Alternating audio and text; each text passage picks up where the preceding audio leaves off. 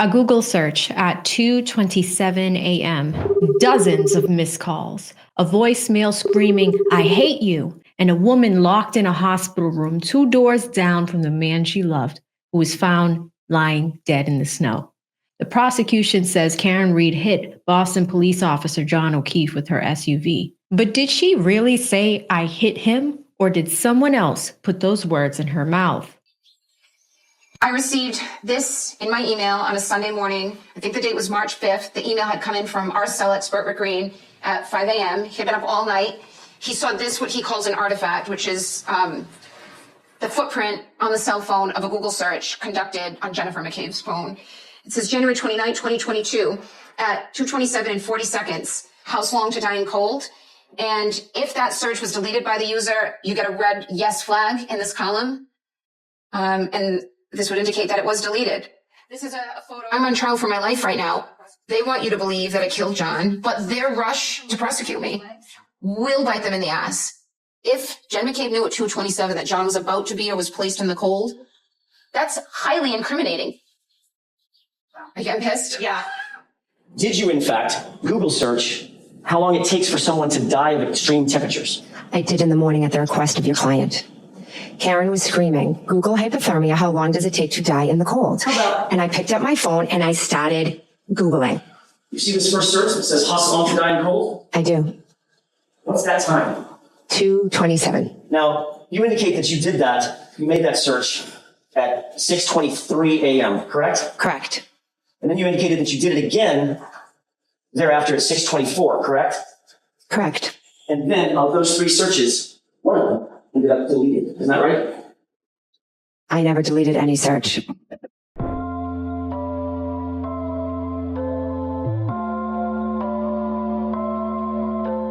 Welcome back to A Body in the Snow. I'm Avi, and today we're not just unpacking episode 2 of the docu-series, we're digging into the digital footprint, media narratives, and what this case looks like when you actually follow the timestamps. Episode 2 opens with a forensic board, a screenshot of Cellbrite data pulled from Jen McCabe's phone. The headline, "A search, house long to die in the cold," typed at exactly 2:27 a.m. This wasn't some rumor. This is digital evidence. The defense built their timeline around this exact moment, and it might be the most damning timestamp of the entire night. What makes this search so haunting is what came before it and what didn't come after.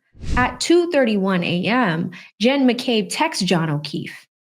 She says, "Here," followed by a string of missed calls that were later deleted from her phone.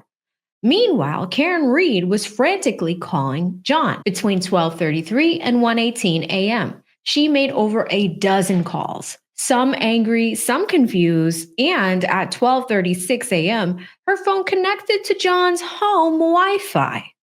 At this point, the prosecution says she had already hit him and left the scene, but the data paints a different picture of a woman spiraling, still trying to find him. This isn't just some theory. It's digital breadcrumbs. And in a case this polarizing, timestamps might be the only thing that doesn't lie. We found a Google search that happened, and it was in a deleted state. So Adam Lally called 2 cell phone experts to say, hey, this didn't happen. The assumption that is the time of the search is a misunderstanding of the browser state DB artifact, because that artifact is not the time of search, it's the time of movement of the tab. If, for example, at 12 p.m., I create a new tab, I can do a search for whatever I want. If I create a 12 o'clock tab, minimize Safari, I can leave it for several hours, for several days, for several weeks. The timestamp is not updated. So I can search for something in 3 weeks' time using the same tab I opened today, and the timestamp will show today's time.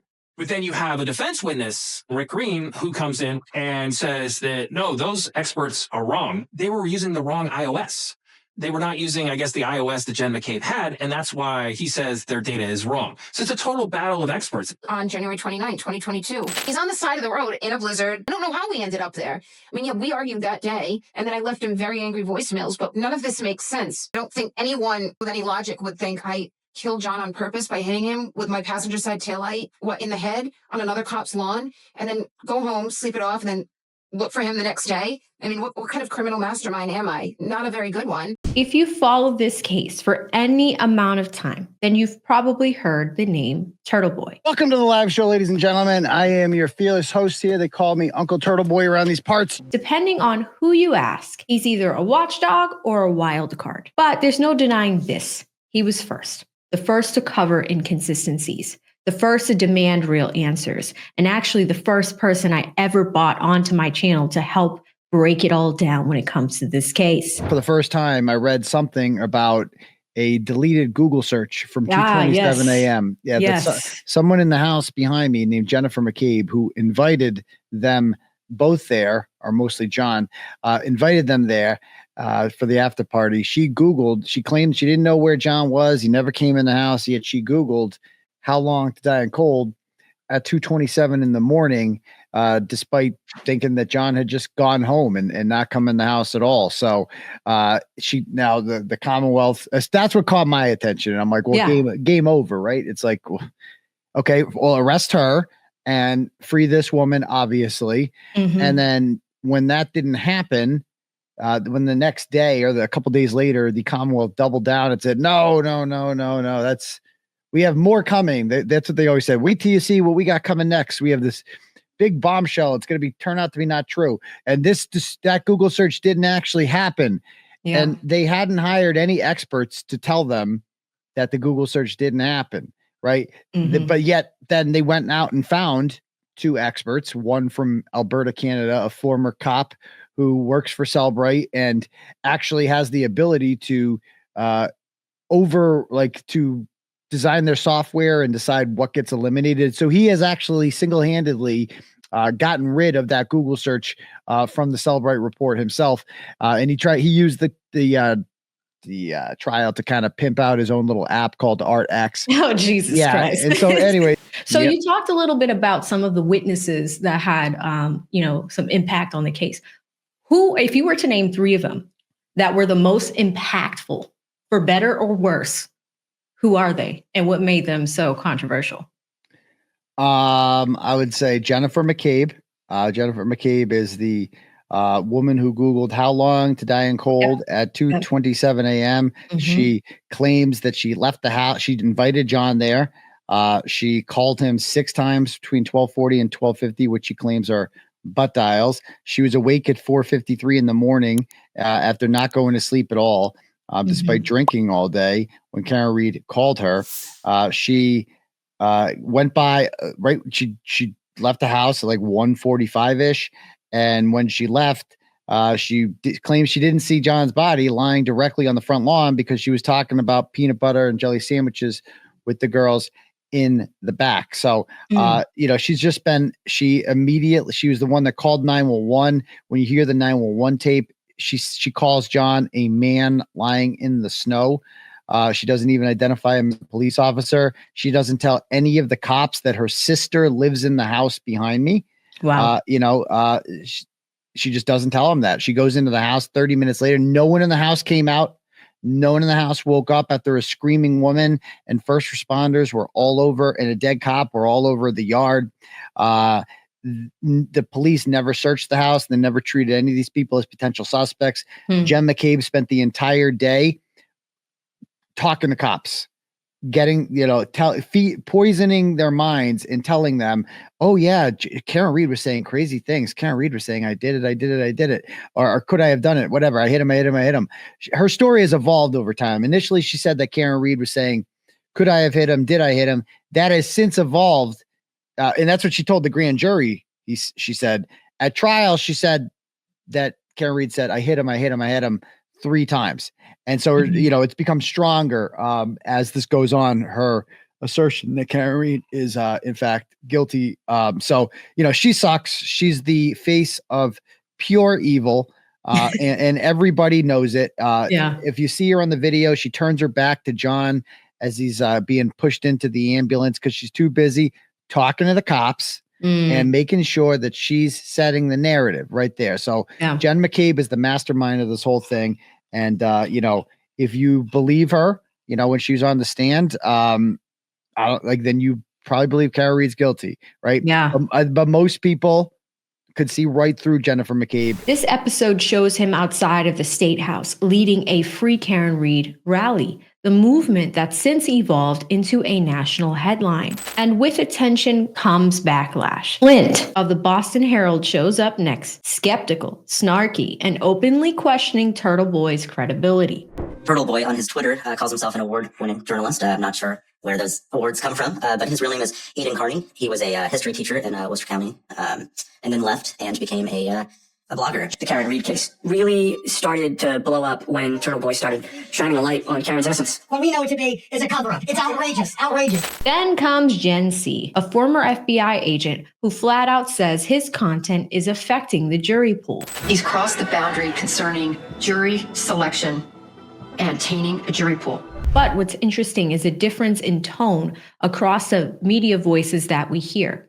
Christina Rex, a reporter who also happens to be in law school here at Massachusetts, calls out the fact that, yes, Karen was drinking, but so was everyone else. Yet somehow only Karen's memory is under a microscope. And then there's Ted Daniel, who, I'll be honest, seems fair. He's one of the only local reporters who's been in the courtroom almost daily. But I say that with a grain of salt because I haven't seen all of his past coverage. And in a case like this, even fairness can be a moving target. According to the prosecution, the defense was selectively leaking bits of information for Turtle Boy and sort of guiding him on the path of, hey, this should be your next story, or here's information for a new story. Defense attorneys have used the media since the dawn of time to forward stories. We wouldn't be in this business if we didn't get leaks and have anonymous sources. So it's definitely a media strategy. Media has shaped this case. The question is, who's shaping the media? This is the line the prosecution keeps coming back to. I hit him. According to their key witnesses, Karen Reed said this not once, but multiple times. But here's the issue. No one wrote it down. Not the first responders, not the paramedics, not a single police officer at the scene. Jackson called it out, the I hit him admission, and then immediately poked a hole in it. If this was such a damning moment, why wasn't it in any official report? One of the big themes throughout our examination of every one of the officers on scene and the firefighters is the supposed statement, I hit him, that they're now turning into some sort of an admission that she did this. So this has to be the point at which, and Jen's on her left, you're on her right there. So if we stop here, directly across from her is a CPD officer, right? She didn't know his name, name happens to be Seraph. At any point when you were at that location, did you hear my client repeating the phrase, I hit him, I hit him, I hit him, I hit him? She said, I hit him? No, I didn't hear that part. Jen McCabe's version of events keeps shifting. She says she heard Karen confess, but that night she was deleting searches and not making notes. We see a wave of back-to-back Karen calls, 1233, 1234, 1236, 1238, all unanswered, some of them aggressive, yes, but none to 911. Then come the voicemails. Karen calls John a pervert. She's furious, but here's what no one says out loud. Furious does not equal guilty. It equals chaos, confusion, and betrayal. And just hours later, she's back out in the snow with her girlfriend screaming his name. So I ask, if this was a clean-cut confession, why is the foundation so shaky? Go back to John's. Now, this is an hour after I first called Jen McCabe. I called her at 4:53. It's 5:45. And we're back where I just spent the night. Karen did point it out at one point in the driveway. She said, my taillight, look at my taillight. And I looked at it and I said, you told me you don't remember anything from last night. She said, do you think I hit him? Do you think I hit him? I said, no, I don't think you hit him. I think you probably hit something, but let's just go in the house and look for him. And we go all through the house, and I'm just running around, we're all running around the house. And eventually I said, Jen, we have to go back to 34 Fairview. He's not any of these places. After that, three of us got in the car and we drove to Fairview. Karen is in between us, like from the back, kind of pushing up in between Carrie and myself. And she's just screaming, Carrie, Carrie, her name over and over, my name over and over. And repeating certain phrases. Could I have hit him? Did I hit him? Carrie is yelling at her to shut up, to sit back, to buckle up, to look for John. And as soon as we approach the property, he's right there. He's right on the edge of the property. And I said, there he is. And both women said, where? I said, he's right there. Stop the car. We shift now from the public perception to something far more personal. Karen Reed's family and John O'Keefe's. William and Nathan Reed, Karen's father and brother, appear in this episode, recounting the moment Karen called her father emotionally spiraling. She was incoherent, scared, and saying things that no father wants to hear. That call prompted what's known in Massachusetts as a Section 12, an emergency psychiatric hold. What makes this even harder to hear is where she was placed after the fact. 2 doors down from John's body at Good Samaritan Hospital. That's where Karen Reed found out he was dead. Now that we have the dash cam videos, I can hear one of the Canton police officers says, let's section her. I'm going to search her so we know where she is. Section 12 is a psychiatric hold that you think the person could harm themselves. I'm admitted to the hospital, and I'm in the ER, an extension of the ER, but John's body is just about 2 doors away from me. A couple hours later, my father comes to get me out of the hospital. I was met by one of the medical attendants, and said my daughter was, continuing to ask, is John O'Keefe? Is he okay? Is he dead? What's the status? And that medical attendant said, we haven't told her. Would you like us to tell her? Would you like to tell her, or would you like us all to go in and tell her? I said, no, I'm your father, I'll do it. She was on the edge of the bed, and when I told her, I held her, and she slithered off the bed into my arms to the floor. Not from a cop or a doctor, but from her dad. The Reed family decided to go back to John's home to check on the kids. John had been taking care of his niece and nephew after they lost both of their parents. Karen was fairly close with the kids and helped raise them for some time as well. At first, the O'Keefe seemed open to that, but something changed.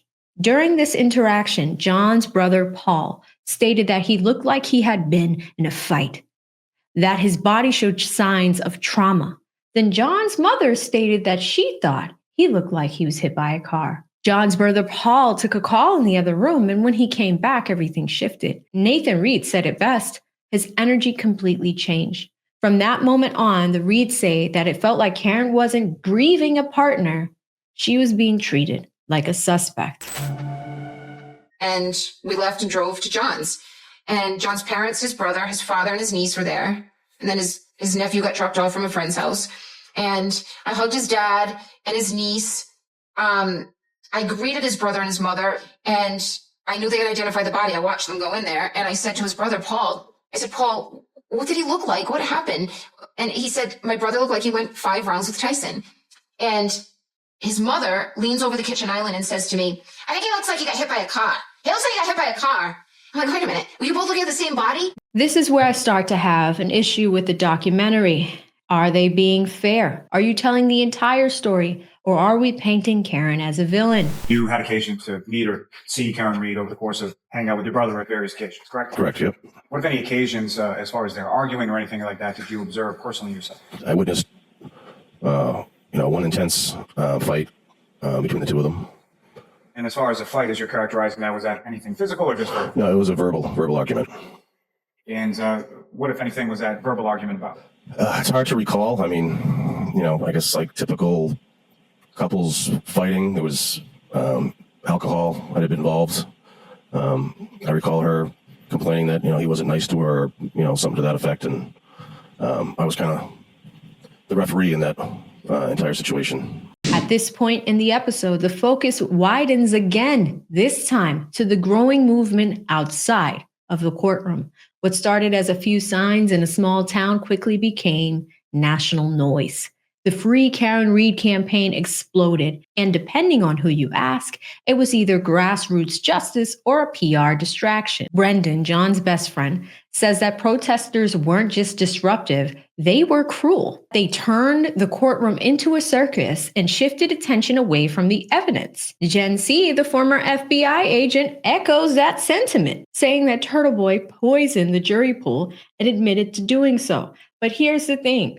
Protest is protected. What matters more is why they're protesting. Karen's attorney, Alan Jackson, pushes back. He says that this case exposed something ugly, an old boys network. The reason that the community is so incendiary there is because they've been dealing with it for generations of what they consider to be sort of this old boys network of cops who just get away with it. Everybody knows everybody. Everybody's connected to everybody. And that leads to problems. Cops protecting cops, a system that's not built for transparency. And if it's true, then this just isn't a murder case. It's a credibility test, not just for the Commonwealth, but for every agency that touched this scene. The question isn't whether people are loud, it's whether they're right. The documentary now shifts to the moment everything changed. It's now early morning. Karen's still calling, still looking. She ends up calling Jen McCabe around 4:53 a.m., panicked, screaming, asked if anyone's seen John. And then comes the moment Carrie Roberts joins Jen and Karen as they go looking for John. Karen insists they go back to 34 Fairview after searching John's home. They drive back. It's dark. Snow is piled. And yet, within moments, Karen finds him. And that's the part that sticks with people. She points towards a mound and they paint the picture that she darted out of the car to the exact spot where he was found. The question becomes, how did she know where he was? She says she sees his body. He's unresponsive. His phone is found underneath him. Prosecutors argue that this proves consciousness of guilt, that Karen knew where to look because she put him there. But what if she didn't? I've stood on that lawn. I've driven past 34 Fairview. Even in fresh snow, it's hard to believe that you can miss a man's body unless you're not really looking. His phone was underneath him. There was blood, a cracked taillight, and yet the most important thing may have already been lost. Time. Back in court, the prosecution goes back to the beginning. Karen's drinking. They say that she had 9 drinks, 2 at McCarthy's, which they count as 4 due to the alleged overpouring, and 6 more at the waterfall. Which brings us to the jurors and whether this case can even be tried fairly. In the first trial, 88 people made up the initial jury pool. 64 of them had already heard about the case. That's over 70%. And now these strangers are going to decide how I live the rest of my life. Arguably, I've said this many times, jury selection, that's your trial. And 2.0, which we're about to start next week, the number is even higher. The case is bigger, the movement is louder, and the courtroom still small. The truth is, you can't unsee this case. You can only ask the jurors to separate noise from fact. And that might be the hardest job in the room. At the hospital, Karen Reed's blood alcohol level was tested. I think for the prosecution, proving that she'd been drinking is critical for the charges she's facing. It's not lost on me. This wouldn't have happened if I wasn't out that night. This wouldn't have happened if I didn't go to 34 Fairview, and it wouldn't have happened if I went out for dinner with John and had a glass of wine. So I was in the wrong place at the wrong time, but I didn't start out the night at the right place either and doing the right thing. And I feel terrible about that, but I was not driving recklessly by any measure. So what do you think? Did Karen Reed say I hit him, or was it, is he dead? We do have evidence of that. Did those words even come out of her mouth at all? Let me know in the comments, not just what you believe, but why. Let's keep this conversation rooted in facts, not just fear, outrage, or headlines. And what about Turtle Boy? Did he shine a light on a buried case, or did his involvement make things messier? Drop your thoughts below. I'll be reading them all. If this series has helped you follow the case, or if you're one of the folks who gave me merch ideas during the live streams, thank you. Those designs are now live in our Karen Reed collection and 100% viewer created. You can find them in the description box below. Next up, we're heading back to the scene. Episode 3 takes us inside the crime scene investigation, the blood, the leaf blower, the broken tail light, and what the police found hours later. You don't want to miss it. I'm AV. This is A Body in the Snow. And if you're here for the truth, not just the headlines, subscribe. We'll see you in the next one. Stay safe out there. Bye.